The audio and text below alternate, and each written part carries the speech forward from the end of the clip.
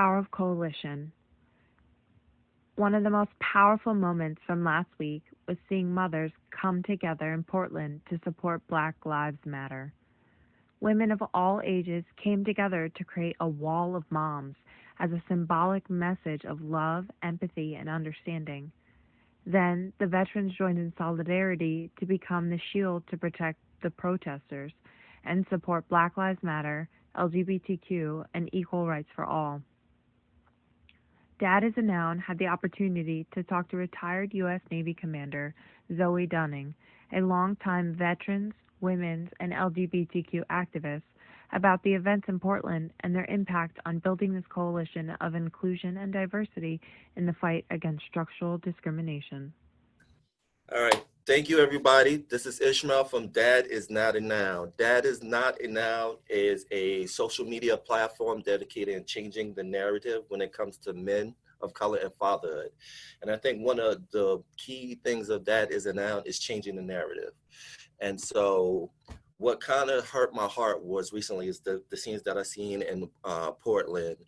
We had the walls of moms and these different groups coming together for Black Lives Movement, and you see the moms getting tear gas and the, whatever you want to call them, federal officers or whatever you want to call it, are beating these protesters. And so I wanted to take the time to talk about this and put it out there, you know, because it's important, because at the end of the day, we are a big community. And I'm happy and I'm lucky and I'm honored to have Zoe Dunning. She is a retired U.S. Navy commander, change strategist, activist for women, veterans, and the LGBTQ community, and also a stand-up comic. So can you tell us a little joke? You got a little joke in your joke bag? No, I should probably take that out of my profile because it sets these really unrealistic expectations that I'm going to be delivering. So. But again, I thank you for taking the time to talk to me. I really appreciate it. The one thing I think is the biggest thing when it comes to community and bringing people together against the unjust is when it comes to Black Lives movement. Also, you know, the gay, lesbian, trans community. The one thing we have in common is institutional discrimination and what you face being in the Navy. So can you kind of talk about your story a little bit of what you had to overcome a little bit? Sure, thank you for that. So I joined the Navy when I was like 18 and I wasn't really sure of my own sexual orientation, and it eventually became clear to me. And then I realized that if anyone were to find out, I would be kicked out.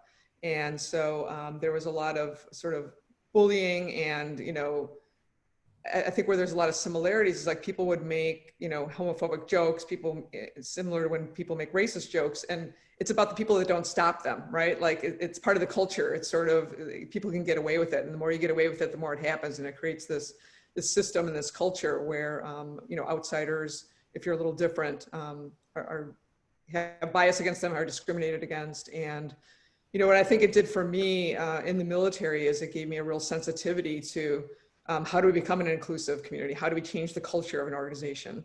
So I spent a lot of years working to repeal the don't ask, don't tell policy. I came out publicly. I went through a 2.5-year discharge process. I actually won my case and was the only openly gay member of the military for many years.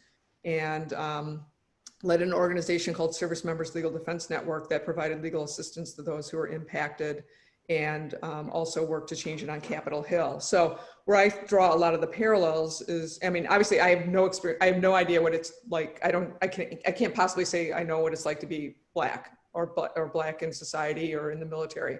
The one thread that I can find the commonality is that sense of being the outsider, experiencing discrimination, experiencing the bias. And so that's why with this Black Lives Matter movement, living here in Oakland, in the center of it, where the Black Panthers were founded, you know, where a lot of social activism has come, it's very visceral to me and very familiar. And it's something that I wanted to get involved in.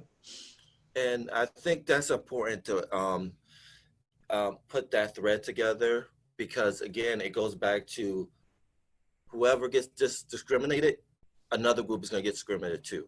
And so it's important to build that coalition, that community, that coalition group. And so can you talk about the importance of building a community when it comes to facing institutionalized discrimination, the importance of building a community? Well, absolutely. We can't, if we are just in our silos, if the gays only work on gay rights, if blacks only work on, racial discrimination, if the disabled community only works, I mean, we're not very powerful because we're smaller in numbers, right? And it's that intersectionality too, right? Right. The gay and lesbian community is not just white gay and lesbian community. We have, we have people of color, we have, indigenous people, we have a wide variety of folks. So it doesn't take into account intersectionality. So for instance, if you're an African-American lesbian, you are facing issues because you're a woman, you're facing issues because you're Black, you're facing issues because you're gay, but there's also a very unique experience of having all three of those, right? Like it's not just adding the sum of those experiences. It's like being a Black woman, being a Black lesbian is a completely unique and separate experience. So we can't segment it out because we as humans can't segment it out. And so we have to come together and bring all of the power of all of our communities to address whatever is happening, because it often comes from the same place, right? Racism, homophobia, sexism, misogyny, xenophobia, like it all comes from a fear of others, a thinking that it's a zero-sum game. And if I give rights to one piece of the pie, that takes away from my pie. And so it's addressing the same systemic challenges and issues within society and culture. And so that's why we have to band together to address the root cause of all of it, because it's all coming from the same place. And then, like, you've seen the videos of what happened in Portland, and I know that kind of, when you seen the video of, mothers being tear gas, and that kind of puts stuff in perspective, because, I have a mother, you have a mother. Like, what if your mom was there? Like, how would you take it? So how did you feel personally when you saw those images? Well, first of all, I was incredibly proud of the mothers who stepped forward. I thought it was a powerful image. I thought it would demonstrate the ridiculousness of some of these federal, law enforcement forces that have been sent to these cities supposedly to quell the protests, but in fact, they're inciting it. They're creating the conflict. They're causing a lot of that upheaval. And for the moms to physically put their bodies in front of the protesters, many of them white mothers, many of them saying like, we have children, we do not want you, hurting them. And the visual of seeing these federal forces, like, I don't care if you're a mother, like, I'm gonna, hit you with pepper spray. I'm gonna, send tear gas your way. We don't care. Like, it's sort of like the lowest common, it's like the lowest common, like if you're going to actually do this to mothers, right. That speaks for like all of society. Like anyone could be the victim of this. And so for me personally, watching that was incredibly powerful. And I had sort of come up with this idea of like, we should have a wall of veterans too. And then I found out that in Portland, Chris, the Navy veteran, who he and I both attended the Naval Academy, seeing that visual of him being beaten by batons and having two bones in his hand broken for standing up and asking basically the law enforcement about their oath of office. I found out about that movement. And so I immediately got in touch with him, and it turned out there was a protest in Oakland last night. And I was like, let me organize a wall of veterans. And what we've been doing, and these chapters have been forming literally over the last 48 hours in almost every city in the US, is we're forming a group of veterans that are going to stand as sort of protection between the mothers and the law enforcement. And we think that's also another powerful message, is like if they're willing to turn on veterans, right. People who have, sacrificed for our country, have dedicated our lives to the country, because it's really about an oath of office. And I think there's a lot of stereotyping around like all military are conservative, all military are Republicans, all military are very, pro law enforcement and all of that. We're really pro Constitution. Like I like to describe a veteran as someone who walked into a recruiter's office and signed a blank check to the American people payable for up to and including their own life.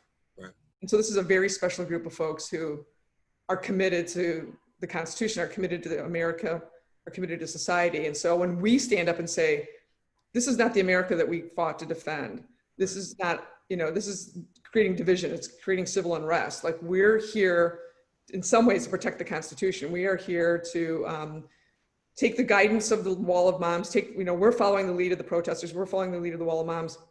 We're here to, as an accessory, not just as an ally, but we're here to, actually advocate, help you be more than just an ally, but actually be there and provide, protection and assistance for you all. And I think, and the one thing that's powerful about that is the Wall of Veterans is a shield to let people raise their voice, because usually when people raise their voice for injustice, they usually get a backlash, or like the scenes you've seen, like being beaten or things in that horrible nature. So to be a shield to say, you know what, I am here for you. You're not alone. And so I find that powerful and impactful, and it shows that you're not alone. We're in this together. And it goes back to, your days in the Navy of, when a man or woman is down, you pick them up and you're there for them. So can you kind of like talk about that basic, like you said, you're about the Constitution, but also looking at each individual as a human being? Absolutely. On the battlefield, we say no one left behind. You are a team. You are there for one another. And so we don't just like, oh, great, don't ask, don't tell was repealed. I got mine, I'm moving on. We're there for each other. The old expression, like none of us are free until we're all free, right? And so, we need to step up there and be there for one another and be allies for one another, because we're all in it together. One of the things that I found very interesting about the group that assembled in Oakland, we had like 12 hours. Like, I woke up that morning, heard that there was this Wall of Vets organization, volunteered to lead in Oakland, cobbled together, got the word out, and a dozen of us showed up. And when I first saw the group, I was like, this is not what you would think of when you think of Wall of Veterans. Like, you probably have this image of like what we think of as veterans, which is typically in society, white, cisgendered, straight, strapping, young males. And it was old lesbians. It was, young Hispanic men. It was, the whole gamut of folks. And people of color, like it was a woman there who was indigenous. And what it reminded me is like, those of us who served in the military and maybe had an outside identity, like it was, being gay or being person of color, or whatever it might be. Like, we know what it's like to be an outsider. Like, we face that. Like, we served our country. But yet we understand what it means to, experience racism, experience discrimination, whatever it might be. So when the Black Lives Matter movement comes up, we want to participate. Like, we want to contribute. How can we contribute in an effective way? And then we saw the Wall of Moms, and we're like, maybe we can be, a protection for them. So you look at this, Wall of Veterans, and it's just like, it was literally this rainbow of diverse people and who have experienced tough things before, right? Like, some of them have been in combat, some of them have, like, and we have the discipline, right? So from a peaceful protest, we have the discipline when people are confronted. It's like, we're not going to react. We're not going to respond or engage in a way that's going to contribute to the violence. Like, we're there and have the discipline to sort of protect and try to keep it as peaceful as possible. And I love, and like I said, I truly appreciate, and I love what the Wall of Veterans it represents, because I'm an avid learner of history, and I feel like, if we don't learn from the past, we doomed to repeat it. And so, especially when it comes to Black Lives Matter, like LeBron eloquently said, Black lives is not a movement. It's a lifestyle. It's not something that it's not going to go away. My skin color is not going to go away. It's going to be with me forever. And to feel like, to have that comfort that you have someone in arms with you that may not understand you know, your situation or what you deal with, but willing to understand and be with you. And I think that's the most important thing. And what I love about it too is that I wish this was there for the Black veterans in World War II. You know, if this was there, I think it would be a lot different. And so again, me being a person of history, that it just shows how we've come so far. Even though we have a lot to go, but to see that veterans saw what's going on and say, you know what, this is enough. It's enough. I'm tired of this. Let's get together. Let's join. Let's build a coalition and let's work. And I love it. And I thank you for that. I appreciate that. Thank you. Absolutely, we're committed to being there, and yeah, we want to be step up. We want to be visible, and again, we're following the direction of the organizers, the protesters, the Wall of Moms. But as veterans, we're committed to defending our Constitution, and part of that is the First Amendment rights of folks to assemble, as well as free speech. And we're there for you. So what advice do you have for your friendly veterans that's kind of iffy, like I don't know if I want to be a part of it because I don't want to be considered Black Lives Matter, because there's a part of the country that thinks Black Lives Matter, Black Lives movement is a terrorist group. That's a part of the country that thinks that way. So what do you tell to your federal friendly veterans that, hey, join us, we're in this together? So what do you have to say to them? Well, my experience having gone to the protests, they're 99% peaceful, and frankly, when things do get violent, or like the shenanigans begin, as I like to say, we don't participate in that. We sort of are not part of that. But the Black Lives Movement, it's about integrity. It's about bringing to light and visible the systemic aspects of it. And I think even for me personally, like you hear these individual cases of racism or these situations, but all the videotaping of the police brutality and the shootings and everything else, I think what for me personally was hard to watch was not just the actual act itself, but their colleagues that let it happen.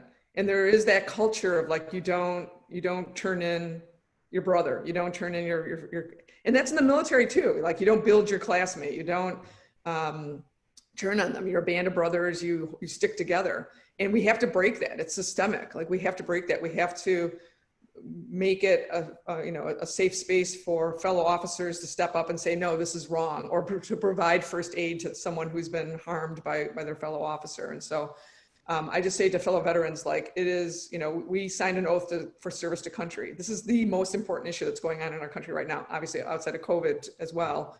But, that's what I say to when people say all lives matter. I'm saying the lifeguard at the swimming pool isn't trying to save everyone in the pool. They're trying to save the person who's drowning. Right now in society, it's Black lives that are drowning and need the attention and need the safety. And so, if we want to be of service to this country right now, this is one of the most important things you can get involved in.